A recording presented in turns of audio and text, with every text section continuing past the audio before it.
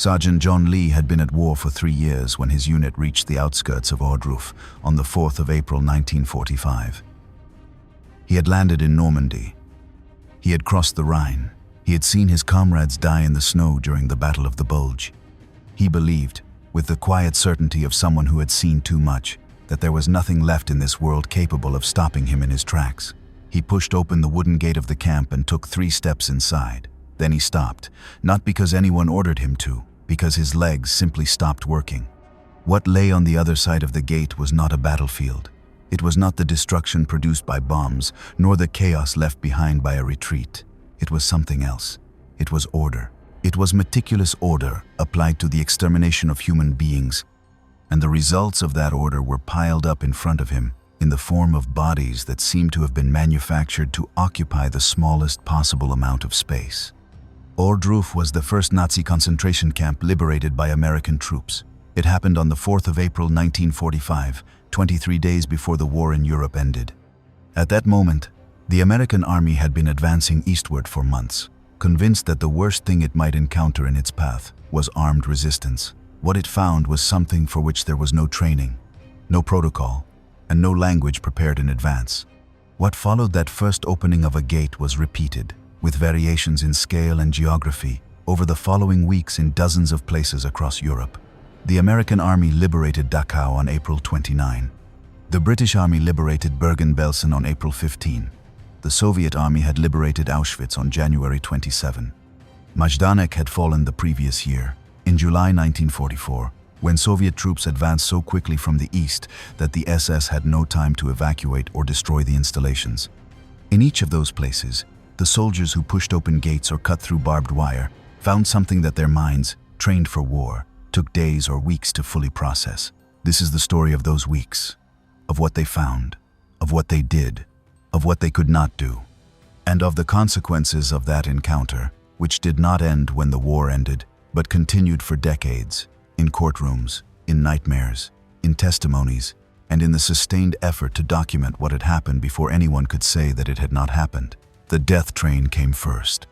Troops of the 42nd and 45th Infantry Divisions of the American Army were approaching Dachau on the 29th of April 1945, when they found a stopped train on the tracks running along the outer perimeter of the camp. 50 freight cars, a damaged locomotive, no movement, no sound. A soldier approached the first car and opened the side door. Inside were corpses. Dozens of corpses in each car, piled one on top of another, reduced by hunger and thirst to a thinness that made it difficult to recognize them as adult human bodies. The second car was the same. The third was the same. All 50 cars were full.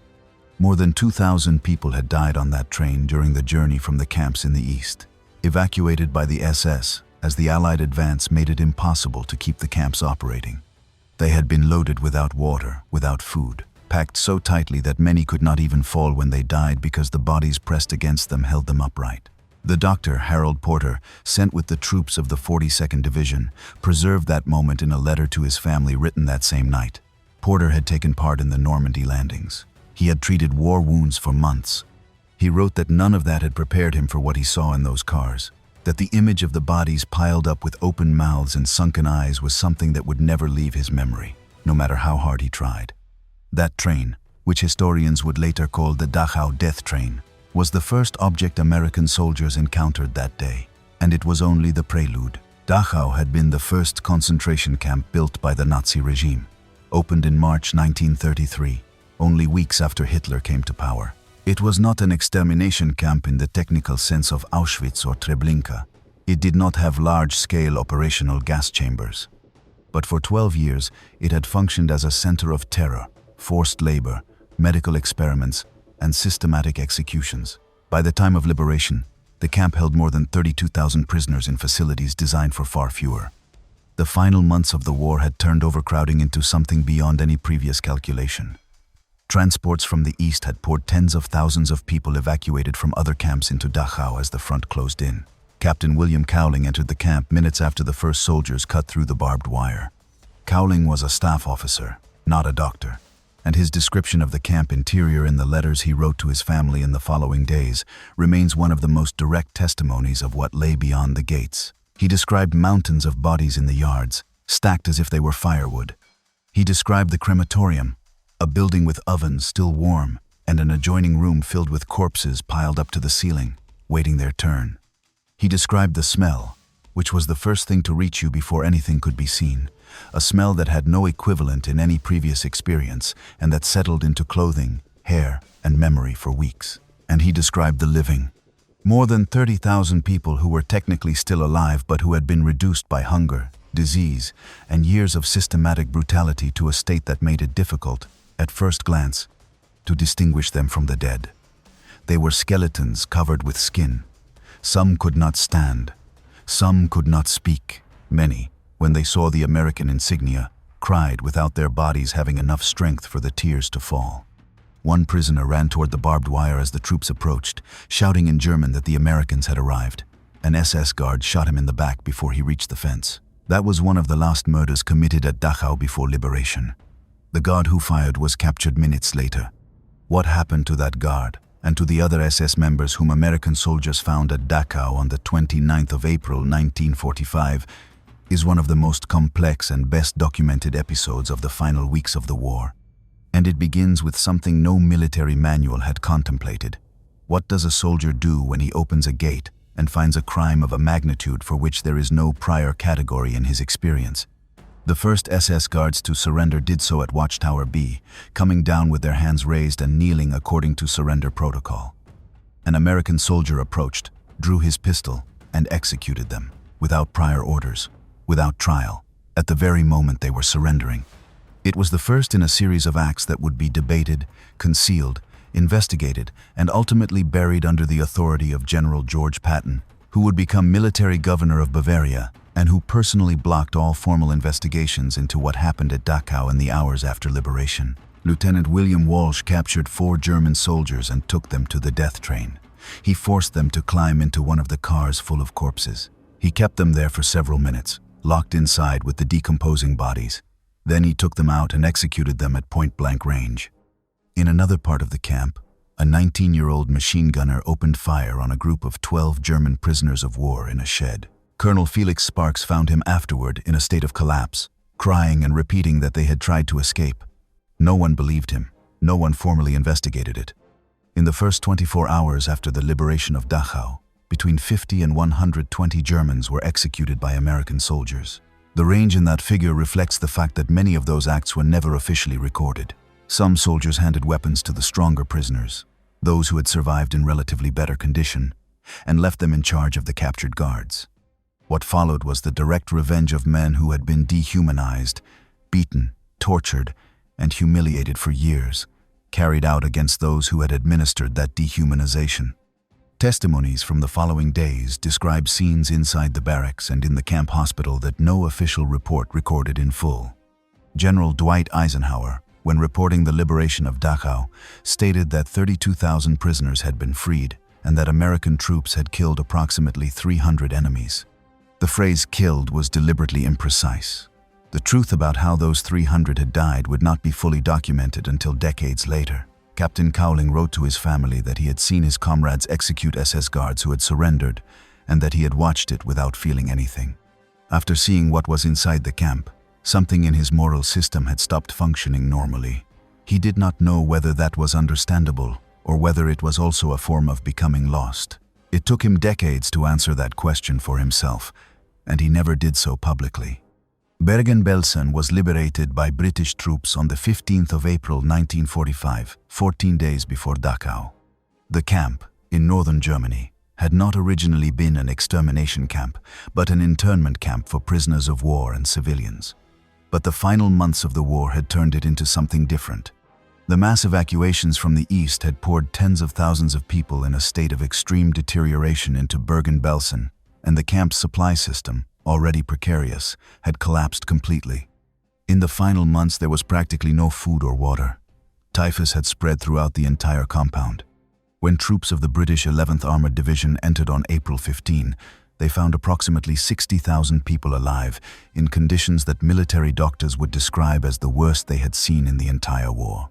There were also between 10,000 and 13,000 unburied corpses in the yards and barracks, some of them having lain there for weeks. Typhus did not distinguish between prisoners and liberators, and in the following weeks several hundred more people died of disease despite medical efforts. Because their physical deterioration had reached a point at which medical care arrived too late to reverse it. One of those who died at Bergen-Belsen before liberation was Anne Frank, who had arrived at the camp from Auschwitz in October 1944 at the age of 15. She died of typhus sometime in February or March 1945, weeks before the British arrived. Her father, Otto Frank, was the only member of the family to survive. The diaries Anne had written while in hiding in Amsterdam were found after the war and published in 1947. They sold more than 30 million copies in 70 languages and became one of the most widely read testimonies in the history of the 20th century. Anne Frank never lived to see the liberation of the camp where she died. The war correspondent Richard Dimbleby entered Bergen-Belsen with the British troops and recorded a radio report that the BBC initially refused to broadcast because it considered the content too extreme to be believed. Dimbleby insisted, saying he would sign his name to every word and personally answer for the truth of everything he said. The BBC finally broadcast the report. Dimbleby described the bodies, the smell, the survivors walking among the dead with no apparent ability to process the difference, and one scene he remembered for the rest of his life. A young woman, so thin that her bones were visible beneath her skin, who tried to stand when she saw the British soldiers and fell 3 times before managing it. The Red Army had reached Auschwitz on the 27th of January 1945, almost 3 months before the Western liberations. Unlike Dachau or Bergen-Belsen, where the SS had been caught with relatively little time to destroy evidence, at Auschwitz, the SS had had weeks to act. They burned archives in massive quantities. They blew up 3 of the 4 crematoria. They evacuated most of the prisoners who could walk in the death marches toward the west, in which thousands more would die from cold, hunger, and the shots of guards who executed those who could not keep up. What they could not destroy was too large. When the Soviet soldiers of the 60th Army entered the camp, they found approximately 7,000 prisoners who had been abandoned because they were too sick or too weak to be evacuated. They found the gas chambers, some demolished but still recognizable in their ruins. They found the warehouses the SS had not had time to empty. More than 7 tons of human hair packed to be sent to textile factories in the Reich, 850 kilograms of eyeglasses, thousands of prosthetic limbs, hundreds of thousands of garments, more than 40,000 pairs of shoes, and suitcases with names written on the outside according to instructions given to the deportees, supposedly to facilitate the recovery of their belongings after resettlement. Lieutenant Anatoly Shapiro, a Soviet officer who entered the Birkenau sector on January 27, later described the instant in which he realized that what he was seeing was incompatible with any category of wartime experience he knew. He had fought at Stalingrad. He had survived Operation Bagration. He had seen thousands of dead. He said Auschwitz was different from all of that in a way that took him months to articulate, and that what distinguished it was not the number but the organization, the visible evidence, in every object, in every installation, that what had happened there had been planned, administered, documented, and carried out as an industrial process. Eisenhower visited Ohrdruf on the 12th of April 1945, 8 days after the initial liberation, accompanied by Generals Patton and Bradley. Before entering, Eisenhower told his escort that it was important for the highest-ranking military commanders to see personally what was there, because he foresaw that in the future there would be people who would claim that the stories about the camps had been exaggerated or invented, and he wanted to be in a position to give first-hand testimony. It was a remarkable prediction, made on the very day he was still processing what he had just seen. What he saw at Ohrdruf, a satellite camp of the Buchenwald system and one of the smaller camps to be liberated, was enough for him, after the visit, to issue an order that would change the nature of the historical record the following weeks were going to produce. He ordered journalists, photographers, and cameramen to be sent to all liberated camps with instructions to document absolutely everything. He also ordered delegations of congressmen and British parliamentarians to be taken to visit the camps in person. And he ordered German civilians from the cities and towns near the camps to be forcibly taken inside to see with their own eyes what had happened only a few kilometers from their homes. That last order produced scenes that military photographers captured with a clarity that remains disturbing even today. Columns of German citizens, many middle-aged, many wearing Sunday clothes, walking among the bodies in the camp yards. Some stared straight ahead without changing expression. Some cried. Some covered their faces with their hands. Some vomited. Some insisted, with a desperation that the soldiers escorting them described as almost comical, that they had known nothing, that they had never known anything, that it was impossible for this to have been happening so close to their homes without them knowing. The question of what German civilians knew, and when they knew it, is one of the most debated issues in the historiography of the Holocaust. The smoke from the Auschwitz crematoria was visible from several kilometers away. The smell of decomposing corpses in Bergen-Belsen reached the village of Bergen on windy days. Trains of deportees crossed the central stations of German cities in broad daylight. Later documentation has established that knowledge of the camp system was widespread in wartime Germany, although precise knowledge of the methods of extermination varied more widely. What Eisenhower wanted to document was not only the magnitude of the crime, but the impossibility of ignorance, and the photographs of those German civilians walking among the bodies form part of that archive. The correspondent Edward R. Murrow visited Buchenwald on the 12th of April 1945, the same day Eisenhower was at Ohrdruf. Murrow was the most influential radio journalist in the English-speaking world at the time, known for his broadcasts from a rooftop in London during the German bombings of 1940. His report from Buchenwald, broadcast by CBS 3 days after the visit, began with a warning that has been quoted countless times since. What he was about to describe was difficult to hear, and if anyone did not believe they could bear it, it would be better to turn off the radio. He then described the barracks, the bodies, the living men leaning against the walls and looking at him without expression. He said he had seen a great deal of death in many places, and that this was different. Death in war has a logic, even if it is a terrible logic. What was in Buchenwald had no logic he could recognize as human. Murrow's report was heard by millions of people in the United States and Britain. It generated a volume of correspondence to CBS that took the network weeks to process. Many listeners wrote that they had not been able to finish listening to it. Many wrote that they had listened to it several times. Several journalists who had covered the war from the beginning and who were skeptics by profession described having cried while listening to it. The survivors who were able to speak began to give testimony in the days and weeks after liberation, and those testimonies constitute the part of the historical record that documents and photographs cannot provide. The experience from within, the texture of what it had been like to live in those places for months or years. Primo Levi was liberated from Auschwitz by the Soviets on the 27th of January 1945, in such poor condition that it took him months to return to Italy. He began writing If This Is a Man in the summer of that same year, while the memories were still in their most immediate form. The book describes the arrival at the camp, the tattooing of the number on the arm, the systematic process of destroying personal identity, the language of the camp, the hierarchies among prisoners, constant hunger as the organizing axis of all mental life. It is one of the most precise documents that exist on the internal functioning of Auschwitz from the perspective of someone who lived inside it, and it was rejected by the first publisher to which it was submitted before being published in 1947. Elie Wiesel was liberated from Buchenwald on the 11th of April 1945. He was 16 years old. His mother and younger sister had died at Auschwitz on the day of arrival during the selection on the platform. His father died at Buchenwald in January 1945, weeks before liberation, from dysentery and exhaustion, in the barrack where Wiesel was beside him and could do nothing. Wiesel did not write about those experiences for 10 years.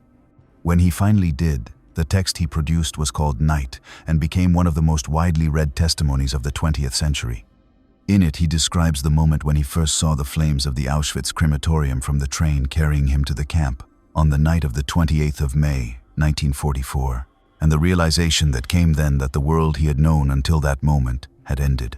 The testimonies of the liberating soldiers have one feature that distinguishes them from those of the survivors: the shock without preparation. The survivors had arrived at horror gradually through a process of progressive destruction that began with discriminatory laws, continued with ghettos, deportations, arrival at the camp, and then settled into the daily life of the prisoner for weeks or months before the full magnitude of what was happening could be processed. The liberating soldiers arrived at the conclusion in seconds by pushing open a gate. Sergeant Horace Feingold, of the 45th Infantry Division, described decades later what happened in his mind when he entered Dachau. He said that the first reaction was automatic rejection, an instinctive denial. His mind generated the hypothesis that he was seeing something other than what it appeared to be. that there was an alternative explanation for the bodies, for the smell, for the survivors leaning against the walls. He said that phase of denial lasted approximately 30 seconds, and that what came afterward was different from any emotion he had experienced before in his life. Not exactly fear, not exactly anger, but something he described as the collapse of a category. As if the part of his mind that classified things into possible and impossible had stopped functioning, because what he was seeing contradicted the limits of the possible, as he had understood them until then. Many soldiers developed what today would be called severe post-traumatic stress disorder, directly related to the liberation of the camps, not to the previous fighting. The psychological collapse of some happened at the very moment of liberation. Soldiers who had maintained their composure through months of intense combat and who broke down crying in front of the bodies piled up in the yards of Dachau or Ohrdruf. Others developed symptoms weeks or months later, when the delayed impact of what they had seen began to appear in the form of nightmares, inability to sleep, and panic reactions to situations that had no objective connection to what they had lived through. Captain Cowling wrote to his family from Germany that after Dachau he had lost the ability to be shocked by anything else. The scale of what he had seen had recalibrated his sense of what was possible in a way that made the rest of the war seem, by comparison, almost understandable. He said he did not know whether that was good or bad. Perhaps it was necessary in order to keep functioning. Perhaps it was the beginning of something that would take years to understand. The documentation process ordered by Eisenhower produced an archive of a richness and completeness that has no equivalent in the history of any other war crime. The military photographers sent to the camps took tens of thousands of photographs. Cameramen filmed hours of footage. Journalists who visited the camps produced reports that were distributed throughout the Western world in the days and weeks that followed. Military doctors wrote detailed reports on the physical condition of the survivors, on the diseases they found, and on the causes of death they were able to establish. But there was a problem with all that documentation, one Eisenhower had clearly foreseen. The magnitude of what it showed was so extreme that it produced, in some of those who saw it, a rejection similar to what the soldiers themselves had experienced in the first moment. The human mind, faced with a horror that exceeds its known categories, can respond in two ways: by assimilating it and expanding its understanding of what is possible, or by rejecting it and keeping its categories intact by declaring that what it sees is false. Eisenhower knew that this second path existed, and that is why he insisted that the documentation be exhaustive and that it include witnesses of multiple kinds: civilians, soldiers, journalists, politicians, so that future denial would have to contradict not one source, but thousands. The British-American Joint Parliamentary Committee that visited the camps in April 1945 issued a joint report that was presented in both parliaments. The report described what its members had seen with deliberate precision intended to close off the space for doubt. Figures, measurements, physical descriptions, names of installations, documented procedures. Several of the parliamentarians who signed the report had been skeptical before the visit. They had considered that the stories about the camps might be wartime propaganda. After walking through Bergen-Belsen or Buchenwald, none of them remained so. The Nuremberg trial began on the 20th of November 1945, 6 months after the liberation of the last camps. 24 of the principal surviving leaders of the Nazi regime were brought before an international tribunal at the Palace of Justice in Nuremberg, a city chosen deliberately for its symbolic value. Nuremberg had been the stage for the great Nazi Party rallies and had given its name to the 1,935 racial laws that had stripped Jews of German citizenship. Trying the architects of the regime in that same place was a statement. The concept of crimes against humanity was developed and formalized specifically for that trial, because the crimes to be judged did not fit into any pre-existing legal category. The laws of war cover certain violations of the codes of combat. National criminal codes cover crimes within the borders of a state. What the Nazis had done required a new category, one that established that certain crimes are crimes against all humanity, regardless of the laws of the state in whose territory they were committed. The defendants responded to the evidence presented in ways that psychologists and philosophers have been analyzing for decades. Some invoked obedience to orders. They had followed orders and could not be responsible for the content of those orders. Some claimed ignorance. They did not know the magnitude of what was happening. They managed only one segment of the process and had no complete view of the whole. Some adopted an attitude of defiance that the courtroom found as bewildering as the crime itself. Hermann Göring, the second man of the Reich, did not deny the facts, but argued that Germany had had the right to do what it had done. 12 of the defendants were sentenced to death. 10 were executed on the 16th of October 1946 in the gymnasium of Nuremberg prison. Göring killed himself the night before by biting into a cyanide capsule whose exact origin was never definitively established. Martin Bormann, tried in absentia because he had not been found, was sentenced to death. His skeleton was identified in Berlin in 1972, confirming that he had died during the final days of the battle for the city. The documentation process ordered by Eisenhower produced an archive of a richness and completeness that has no equivalent in the history of any other war crime. The military photographers sent to the camps took tens of thousands of photographs. Cameramen filmed hours of footage.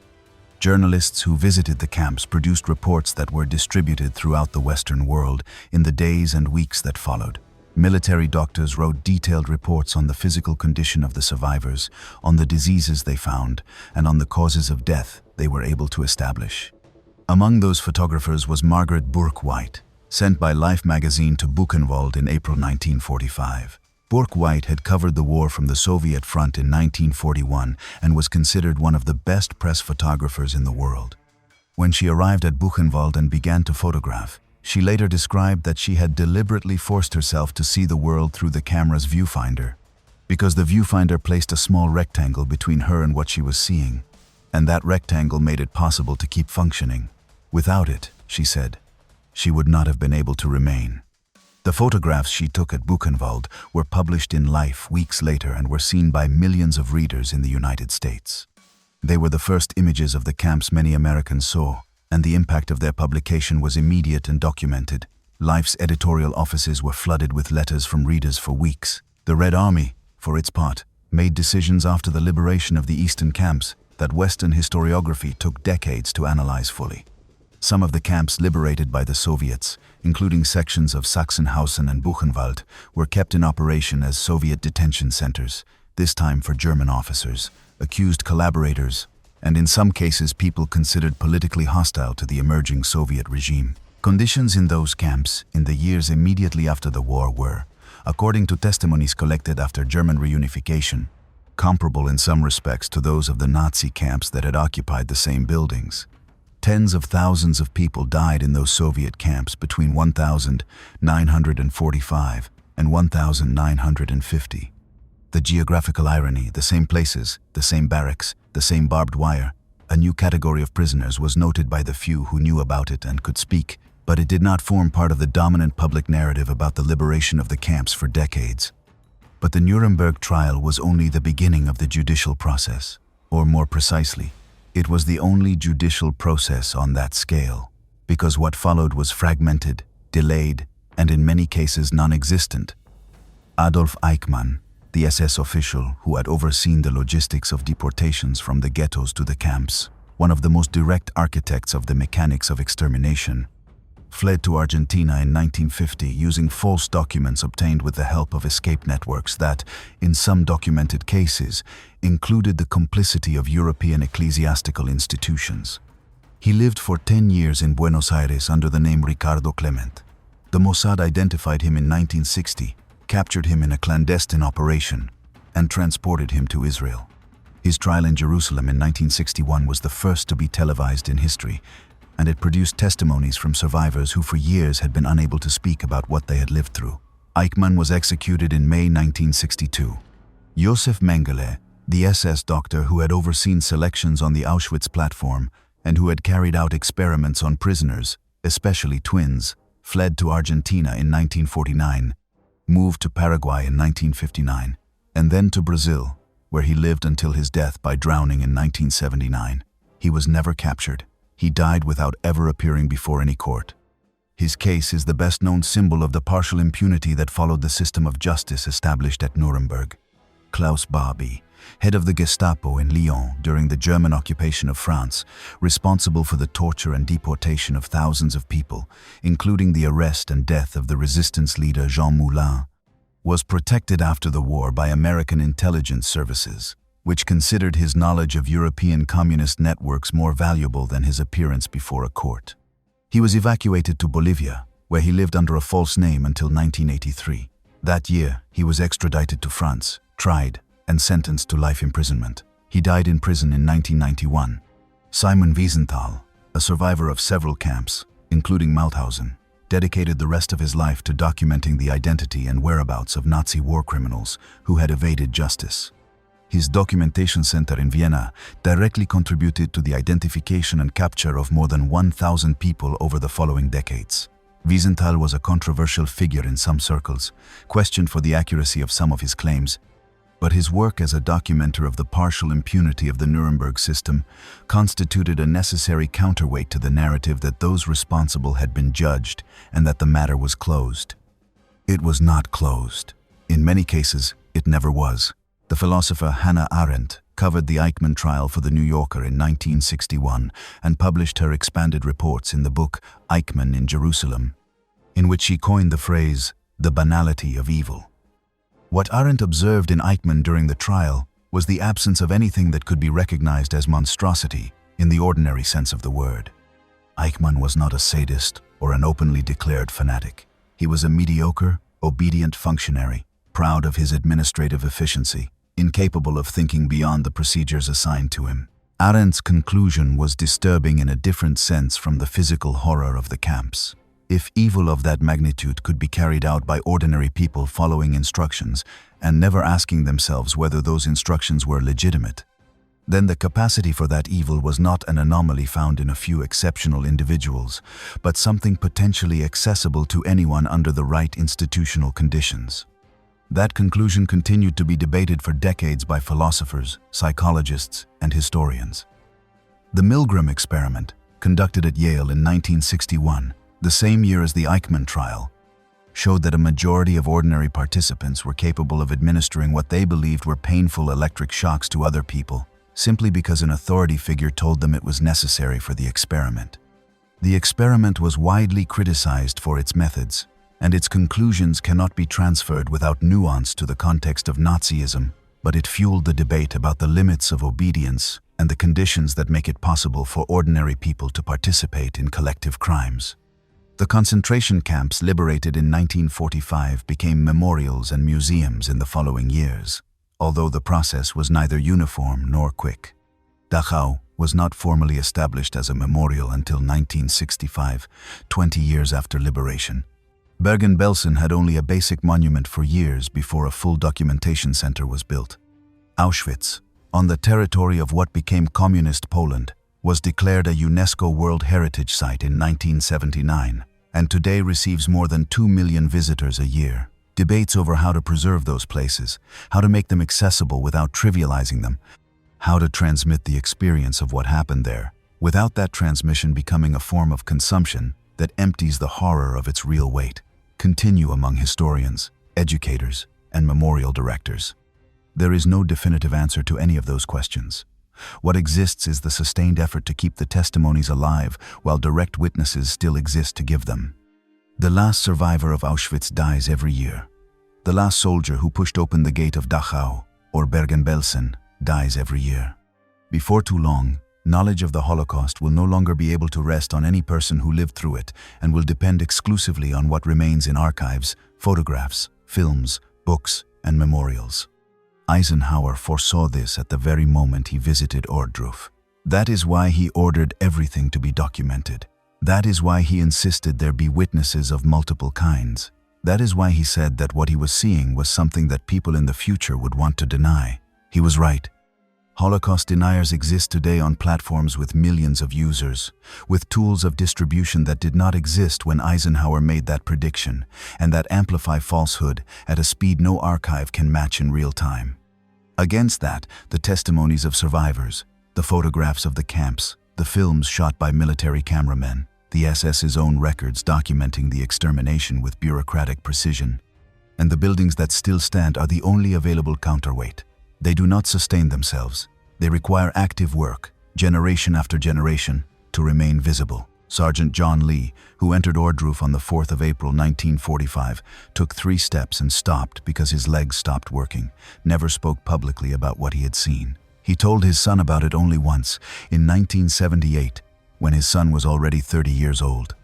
He told him that there were things that could not be told because language was not enough, that what lay on the other side of that gate did not fit into words, and that for that reason people had to go and see it, that the places had to be kept open so people could go and see them, because only when standing in front of them did one truly understand why it could not happen again. His son asked him whether he believed it could happen again.